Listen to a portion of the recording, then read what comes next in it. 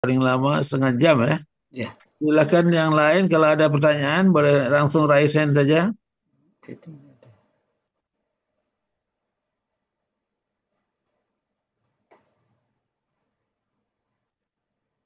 Pak Helmi silakan kalau ada yang mau tanyakan. Botina Maulida itu Ada. katanya. Oh ya itu Ya, yang mau ya ngaji tadi saya. ya. Ya, Iya. Baik, kesehatan. Pak Alam ini ada yang raise hand, Ibu Tina Maulida. Silakan Bu, langsung saja. Ya, makasih Pak Prof. Ya, ini Pak, saya mau menanyakan tadi Bapak sudah berkali-kali mendefinisikan sehat, definisi sehat. Saya pernah dengar definisi sehat itu selalu berubah menurut undang-undang yang dikeluarkan Indonesia dari nomor 36 2009, 1723 itu yang terakhir katanya spiritualnya itu dihilangkan ya Pak. Jadi sehat, konsep Fisik. sehat yang meliputi fisik, mental, spiritual, dan sosial yang apa produktif, yang holistik lah gitu. Apa ya, gimana dampaknya gitu terhadap kita umat gitu. Karena spiritual itu kan bagi kita penting banget gitu. Jadi saya pernah dengar itu undang-undang terbaru dihilangkan yang spiritualnya Pak. Mohon penjelasannya. Terima kasih. Assalamualaikum warahmatullahi wabarakatuh. Baik, terima kasih Bu Tina. Kalau tidak ada spiritual, ateis itu barangkali ya. Silakan Pak Alam. eh saya tidak tahu dihilangkan, tapi setahu saya konsep sehat itu pondasinya ada di WHO tahun 1947 dan itu tidak akan pernah dihapus sampai sampai saat ini. Ya. Dan kalau pokok undang-undang kesehatan itu ada di nomor 9 tahun 60 ya, sebelum sebelum kita lahir mungkin ya Prof ya, tahun 60 ya. Ya, Kalau saya saya belum udah lahir. lahir. Ya, belum lahir. Itu sampai sekarang tidak berubah. Jadi memang fitrah. Makanya saya katakan sehat itu fitrah. Tidak bisa kiasan, tidak bisa mulut, tidak bisa satu rezim berganti diganti lagi. Itu fitrah. Bahwa kita kalau mau dikatakan sehat ya, ini ada Pak Dokter di sini. Prof Hairil ini kan guru saya juga nih. Orang tidak akan pernah sehat kalau, nah kan makanya dikatakan fitrah. Fitrah itu apa ya? Kebutuhan pokok. Jadi tidak bisa orang sehat tuh kalau fisiknya tidak terpenuhi. Ya kan? Bagaimana kita mau sehat? Kita mau kerja yang baik kalau bernapas saja susah ya Prof ya. Ya, Makan aja susah. Itu fisik kita udah usah perpersoalkan. Tidak akan terbantahkan rumah sakit setiap hari membeludak karena banyak orang yang sakit. Tapi sayangnya yang banyak diobat itu sakit fisik. Ya, sakit mental ini ada rumah sakit jiwa, tapi tidak banyak yang dijaring itu orang yang teriak-teriak, yang ngamuk-ngamuk, orang yang cerudian, orang yang sudah bergibah, tidak pernah karena dianggap itu tidak sehat, dianggap itu tidak sakit. Padahal itu semua orang-orang ya anggota-anggota yang mau jadi anggota dewan nyogok, menghalalkan segala cara, itu orang sakit secara mental. Yang milih juga sakit. Jadi makanya kenapa Indonesia tidak pernah baldatun toya Rahim, ya karena itu tadi yang dipilih dan memilih sama, sami mawon, gendeng, itu loh. Ya, bagaimana bagaimana dia tidak korupsi? Lah dia menjadi anggota saja mengeluarkan uang ratusan miliar. Seperti misalnya contoh, itu dari aspek mental. Jadi walaupun undang-undang dirubah, hanya orang-orang gendeng lah yang merubah itu. Karena itu Nah, fitrah, tidak bisa.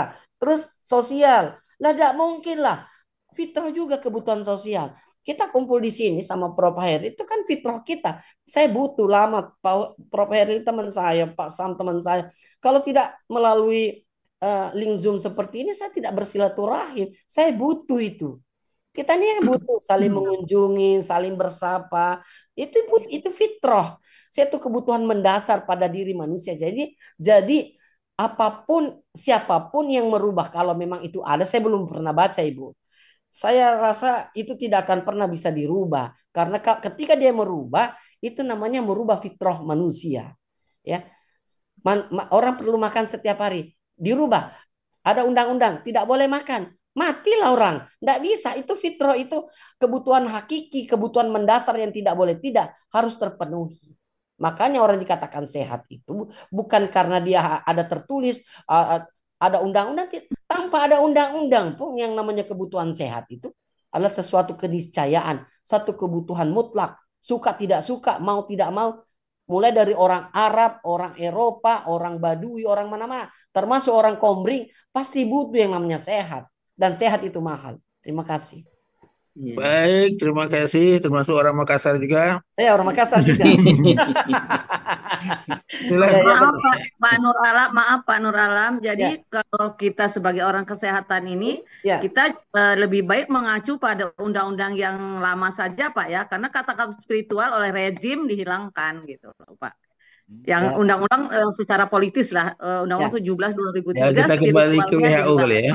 Ya kita kembali karena WHO itu dunia Bu ya. Jadi kalau Indonesia mau rubah mungkin mau rubah itu orang sakit juga Bu mungkin. Makasih Pak. Baik, terima kasih. Selanjutnya silakan Pak Sam Suryadi yang saudara SN. Baik, terima kasih Pak Feril. Pak Alam. Ya, silakan. Ya mau mencoba bertanya ini. Sangat menarik yang disampaikan tadi. Yang pencerahan berkaitan dengan 3 aspek tadi, mental, sosial, ada yang fisik, mental, sosial. Artinya bagaimana usaha kita melakukan penyeimbangan. Artinya agar berbagai aspek ini bisa kita wujudkan baik secara pribadi maupun keluarga kita. Karena seperti Pak Alam tadi sampaikan dan mengutip ayat Quran ini, karena berkaitan tanggung jawab kita sebagai kepala keluarga, juga diperintahkan Allah kepada kita untuk menjaga diri kita dan keluarga kita. Ya Pak Alam ya. Wa anfusakum wa ahlikum nara. 66 ayat 6 itu At-Tahrim. Ku anfusikum wa ahlikum nar. Belum lagi ditunjang dengan kulukum ra'in wa kulukum mas'ulu an ra'iyati. Nah, kayak itu bertanggung jawab. Nah, ini bagaimana pencerahannya dari sisi tersebut sehingga kita ini tadi Rabbana atina fid dunya hasanah ini wa fil akhirati hasanah wa qina azabannar, supaya selamat di dalam hidup kita ini melakukan berbagai aspek yang ada tadi. Terima kasih. Silakan Pak Alam. Bismillahirrahmanirrahim. Zalikal kitabu la raiba fi hudal lil muttaqin. Itulah petunjuk. Itulah kitab. Itulah pedoman. La raiba fi, tidak ada keraguan di dalamnya. Hudal lil muttaqin. Petunjuk bagi siapapun yang yakin dan percaya bahwa dia adalah seorang muttaqin. Nah, Bapak Ibu yang saya hormati, petunjuk itu semua sudah jelas dan Quran dan Sunnah. Ya, taraktu fiikum amroini lan tadillu ma tamassaktum bihima kitabullah wa sunnatar rasul. Kata Nabi, sepeninggalku nanti ada 2 perkara yang saya tinggalkan pada kalian. Jikalau kalian berpedoman pada duanya, maka akan selamatlah kalian dunia dan akhirat. Apapun kebutuhan Anda, apapun aktivitas Anda, apapun profesi Anda. Apa itu? Kitabullah wa sunnatar rasul. Quran dan sunnah. Di dalam Al-Quran contoh, tidak pernah Allah bercerita tentang sholat zuhur itu 4 rakaat. Asar 4 rakaat, subuh 2 rakaat. Allah tidak pernah bercerita. Dari sekian ribu ayat, tidak ada Allah mengatakan itu. Jadi kalau kita mau mencari di Al-Quran tentang perintah sholat, maka tidak akan pernah ada yang sholat. Karena tidak pernah Allah menyebutkan jumlah rakaat. Tetapi tata cara sholat seperti apa, lihat di dalam pribadi Nabi. Itulah yang dikatakan sunnah Nabi. Allah cuma tegakkan salat, dirikan sholat, dan tunaikan zakat. Allah cuma bilang begitu dalam Al-Quran. Tapi bagaimana kita melaksanakan sholat, bagaimana kita menunaikan zakat, lihat cara Nabi. Itulah refleksi dari taraktu fikum amrayni lan tadillu ma tamassaktum bima kitabullah wa sunnatar rasul. Nah, itu saya jelaskan. Nah, sekarang kembali ke pertanyaan Pak Ustadz Sam ini. Saya bilang begini, sederhana hidup ini. Kita harus sebagai pimpinan, kita harus mengenali orang yang kita pimpin. Siapa yang kita pimpin? Kapasitas kita untuk mewujudkan kebutuhan mereka apa? Jadi kita harus mengenali dulu siapa bawahan kita, siapa anggota-anggota yang kita yang dijalankan ku anfusakum wa ahlikum nara. Jaga diri dan keluarga. Siapa anggota keluarga kita? Apa kebutuhan mereka? Bagaimana cara mewujudkan itu? Kalau kita sudah tahu siapa anggota keluarga kita, siapa yang menjadi tanggung jawab kita, baik secara individual maupun secara komunitas, kemudian kita teruskan lagi apa tujuan hidup mereka, apa-apa yang dibutuhkan mereka, yang sekiranya itu menjadi tanggung jawab kita sebagai pimpinan. Kalau kita sudah tahu seperti itu, mulai kita urai lagi bagaimana cara mewujudkan kebutuhan-kebutuhan itu tadi. Sebenarnya itu nafsu kita saja, itu cuma ketidaksabaran kita saja, sehingga kita menghalalkan banyak cara untuk melakukan berbagai hal, padahal hal itu jelas-jelas Allah murka dan Allah tidak ridho. Contoh yang saya katakan tadi, riba. Berapa banyak keluarga terperangkap yang namanya riba? Ya, apakah kita bisa hidup tanpa riba? Bisa. Kita aja yang tidak pernah percaya dengan hal-hal seperti itu.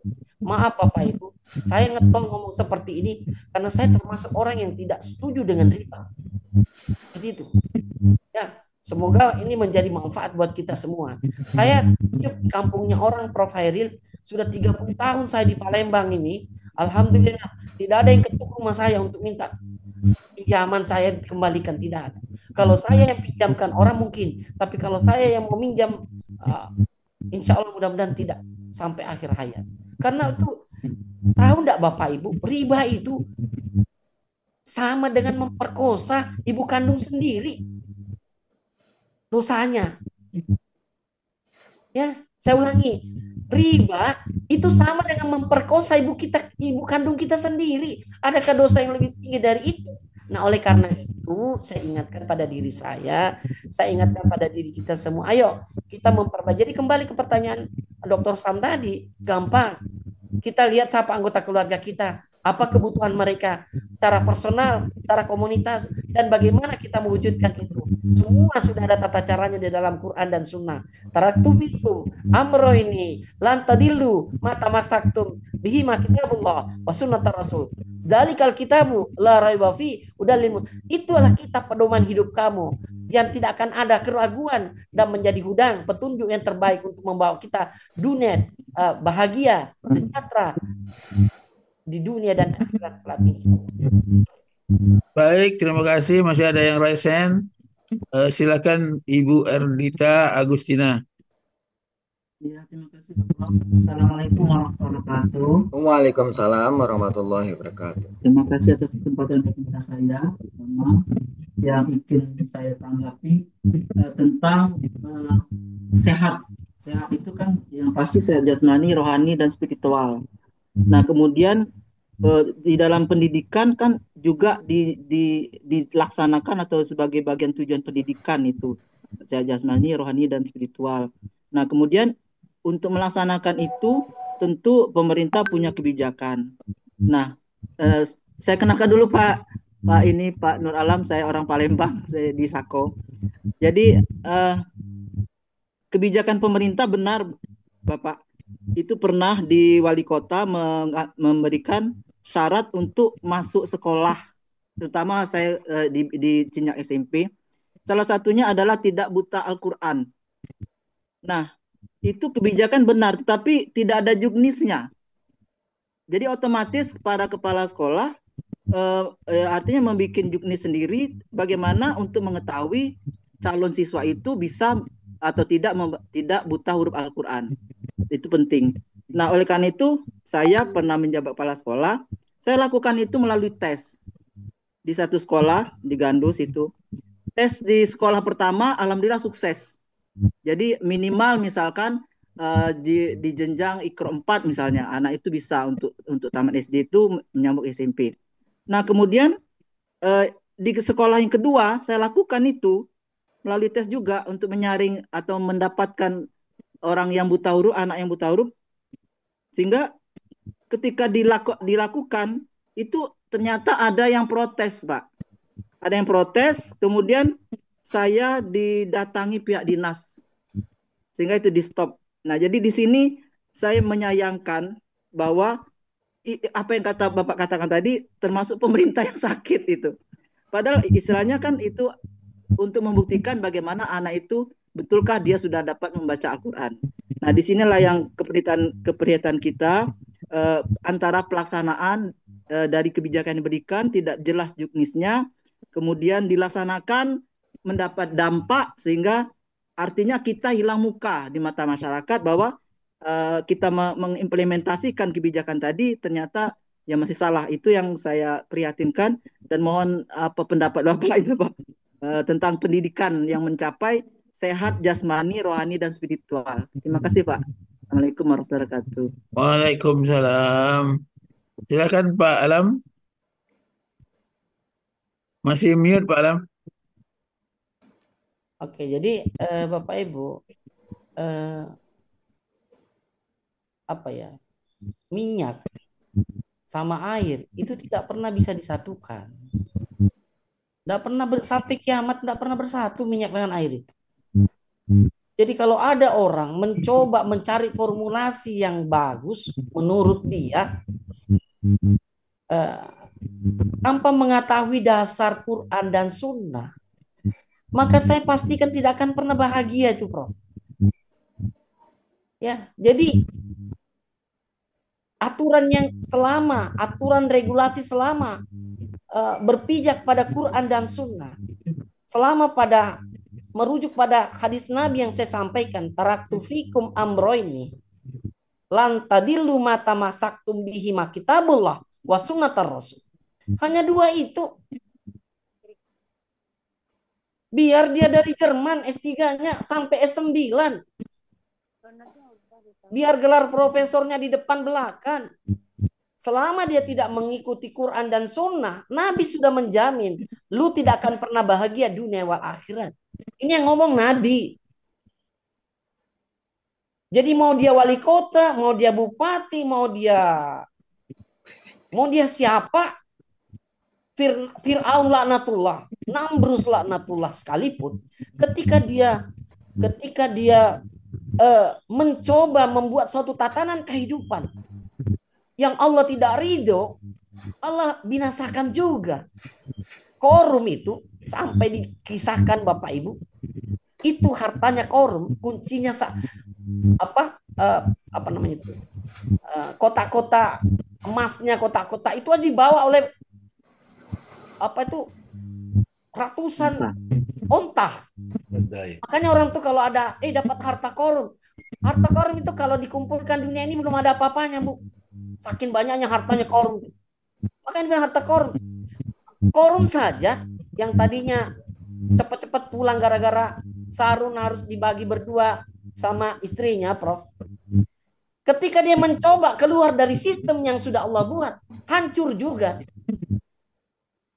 Namrus, bagaimana hebatnya Fir'aun yang mengatakan dirinya saya Tuhan. Begitu dia mencoba membangun suatu tatanan kehidupan di luar dari apa yang Allah ridho, hancur. Apalagi cuma wali kota, apalagi cuma bupati. Sekarang begini, saya tidak mau berdebat tentang soal itu. Saya cuma bilang, mau itu ada perdanya atau tidak, tetaplah kita istiqomah sampai akhir hayat untuk mengedepankan nilai-nilai yang bernuansa Quran dan Sunnah. Sebab hanya dengan cara itu yang akan menjamin kita ke dalam surganya Allah. Makanya di dalam Al-Quran surat Al-Fatihah, Al-Baqarah di ayat-ayat pertama, Allah jelas di situ mengatakan, Zalikal kitabu la raiba fi hudal lil muttaqin. Itu kitab, itu pedoman, itu kamus, apapun bahasanya, yang bisa kamu jadikan petunjuk hudan linnas, ya, untuk bisa menyelamatkan kita dari ganasnya, panasnya neraka jahanam nanti. Bapak Ibu, teruslah berjuang, teruslah berusaha, teruslah berikhtiar dengan apapun, selama itu dalam koridor Quran dan Sunnah. Tetaplah di situ dan insya Allah itu nanti pada akhirnya yang akan menyelamatkan Bapak Ibu dari gejolak panasnya bara api neraka yang kita tidak bisa membayangkan seperti apa. Kita tinggal hitung detik, semoga kita diselamatkan Allah untuk mendapatkan dananya Allah yang sangat luar biasa bagi orang-orang yang memang punya niat dan tekad untuk itu. Allahu a'lam bishawab. Saya kembalikan sama Prof. Khairil. Baik, terima kasih. Cukup Bu Erita ya. Makasih Pak Prof dan Pak Eh, Nur. siapa yang Ibu Erita tadi ya? Siapa yang bicara? Ya, udah. Siap, udah selesai. Makasih atas penjelasannya. Oh, baik. Suaranya agak berubah saya dengar. Berhasil. Berikutnya kalau tidak ada lagi, barangkali saya kembalikan ke Buya Rizal. Silakan Buya. Oke, syukur Prof. Pak Helmi atau Pak Sam yang menyajikan apanya? Diminta punya saya Pak Ustadz. Oke, ya. Baik. Baik Bapak Ibu semuanya, itu tadi uraian diskusi dalam mewujudkan BLBI yang disampaikan oleh Dr. Nur Fajar. Yang saya ikutin sepenuhnya semuanya berdasarkan Al-Quran dan hadis, ya. Tidak ada yang bisa mengalahkan ketentuan kita. Tidak ada manusia yang ngatur. Kalau kita langgar apa yang kita Allah pasti sudah sering salah gitu ya, Pak Dr. Nur Alam ya. Yang kedua tadi sering disebut tentang riba ya, sama dengan tadi bahasa Pak Dr. Nur Alam jelas sekali sama dengan puasa ibu kandung sendiri. Bapak Ibu, tentang riba ini memang dikit sekali. Jadi saya terima kasih banyak Pak Alam juga mengingatkan beberapa kali, mungkin lebih 10 kali disebut tentang riba ya. Pengajian tentang riba itu nggak banyak Pak. Kadang-kadang malah ada yang beda pendapat ini dengan ini. Riba itu konsekuensinya berat sekali. Kok nggak di dunia, kok nggak di akhirat. Kalau bebas di dunia, di akhirat itu tunggu waktu aja. Dan itu menyerahkannya kekal, Bapak Ibu. Jadi hindari lah itu ya, harta yang haram. Mungkin di dunia dia sukses, mungkin pandang manusia dia berhasil, tetapi pandangan Allah tidak. Itu yang saya catat dua itu. Semoga apa yang Pak Dr. Nur sampaikan tadi sangat bermanfaat bagi kita semuanya dan menjadi nilai ibadah bagi kita semuanya yang mendengar dan khususnya bagi Dr. Nur Alam Fajar. Kami tidak bisa memberikan sesuatu, tapi atas keberadaan Pak Nur Alam kami memberikan semacam penghargaan. Semoga ini tanda kita pernah bersama. Bentar Pak Ustadz. Bentar. Gangguan. Bahwa Pak Dokter pernah bersama masuk ke tulisan ini yang pembicaraan tentang optimalisasi sertifikasi. Semoga Allah meridainya dan setiap kata-kata yang Pak Dokter sampaikan dicatat oleh Allah sebagai pahala yang mudah-mudahan di lain waktu masih ada menteri baru kita jumpa lagi ya. Terima kasih ya Pak Dokter dan makasih Pak Sam Suryadi yang sudah membawa alam. Ya, terima kasih juga Bapak Ibu atas kebersamaannya. Semoga menjadi amal ibadah buat kita. Amin, amin. Yang berikutnya kepada Prof. CA yang selalu mendampingi kita dalam kajian tematik. Semoga Prof. selalu sehat dan Allah. Amin, amin. Berikutnya Bu Tina Maulida yang sudah membawakan ayat surat Al-Anfal ayat 5 dan 6. Semoga yang membaca dan yang mendengar melipat gandakan Allah. Amin, amin. Makasih Bu ya. Ya. Demikian Bapak Ibu semuanya. Dengan demikian berakhir sudah temati kita pagi ini.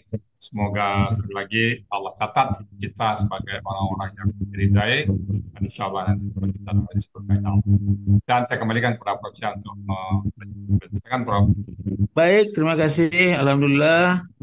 Mari kita tutup majelis kita pada pagi ini dengan membaca Subhanakallahumma wa bihamdika asyhadu an la ilaha illa anta astaghfiruka wa atubu ilaik. Assalamualaikum warahmatullahi wabarakatuh. Waalaikumsalam warahmatullahi wabarakatuh.